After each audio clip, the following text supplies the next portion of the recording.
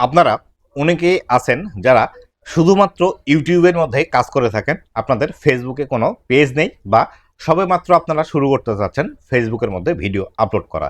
এক্ষেত্রে অনেকেই আপনারা কমেন্ট করে বলছেন, অনেকেই ইনবক্স করছেন যে আমি যে ভিডিওটি ইউটিউবের মধ্যে পাবলিশ করি সেই ভিডিওটি আমি ফেসবুকের মধ্যে পাবলিশ করতে পারবো কিনা। তো বন্ধুরা, আপনারা আপনাদের ইউটিউবের জন্য তৈরি ভিডিও ফেসবুকের মধ্যে পাবলিশ করবেন কিনা, কিভাবে পাবলিশ করলে আপনারা ফেসবুক থেকে ভালো একটা রেসপন্স পেতে পারেন, আজকের এই ভিডিওটিতে বিস্তারিত আলোচনা করব। তো বন্ধুরা, আপনি যদি আমার চ্যানেলে প্রথমবার এসে থাকেন, অবশ্যই চ্যানেলটি সাবস্ক্রাইব করে দিয়ে পাশে আসা বেল নোটিফিকেশনটি অন করে দিবেন, যাতে করে ভবিষ্যতেও ফেসবুক রিলেটেড এমন আরও ইনফরমেটিভ কন্টেন্টগুলো আপনারা পেতেই থাকেন।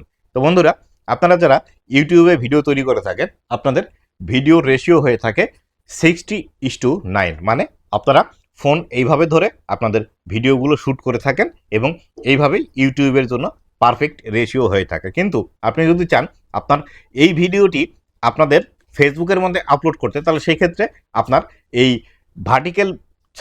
আপনার এই ভিডিওটিকে আপনার ভার্টিক্যাল মোড করে তারপরে কিন্তু ফেসবুকের মধ্যে আপলোড করতে হবে। ভার্টিক্যাল মোড করার জন্য আমি এইখান থেকে আমার এডিটিং অ্যাপসের স্ক্রিনশট দিয়ে দিচ্ছি। দেখুন, এইভাবে আপনারা আপনাদের ভিডিওগুলো আপনাদের এডিটিং অ্যাপসের মধ্যে নিয়ে যাবেন, নিয়ে গিয়ে দেখবেন এখানে টিকটক রেশিও যেটি আছে, টিকটক রেশিওতে কিন্তু আপনাকে করতে হবে, মানে 9:16 রেশিওতে আপনার ভিডিওগুলো রেন্ডারিং করে তারপরে ফেসবুকের মধ্যে আপলোড করলে এখান থেকে আপনাদের বেশি বেনিফিট হবে। আর যদি আপনি ইউটিউবের ভিডিওটি সেম অ্যাজ ফেসবুকের মধ্যে পাবলিশ করে দেন, এক্ষেত্রে এটিও হবে, কিন্তু যেহেতু ফেসবুকের যে ভিডিও প্লেয়ার আছে সেটি কিন্তু আমরা এইভাবে ভার্টিক্যালি ভিডিও দেখি বা খারাপভাবে ভিডিও দেখি, এক্ষেত্রে ফেসবুকের যারা অডিয়েন্স আছে তারা কিন্তু এই ভিডিওগুলো তেমন একটা ভালো বুঝতে পারে না, বা খারাপভাবে ভিডিও থাকার কারণে আপনার ভিডিওর সম্পূর্ণ বিষয়গুলো কিন্তু সেখানে দেখা যায় না।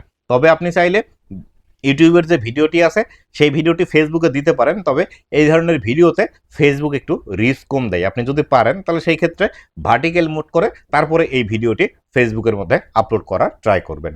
তো বন্ধুরা, এই ছিল আজকের ভিডিওটি কেমন লেগেছে অবশ্যই জানাবেন, এবং ভবিষ্যতে ফেসবুক রিলেটেড এমন আরও ইনফরমেটিভ কন্টেন্টগুলো পাওয়ার জন্য অবশ্যই আমার ফেসবুক পেজ এবং ইউটিউব চ্যানেল সাথে থাকবেন।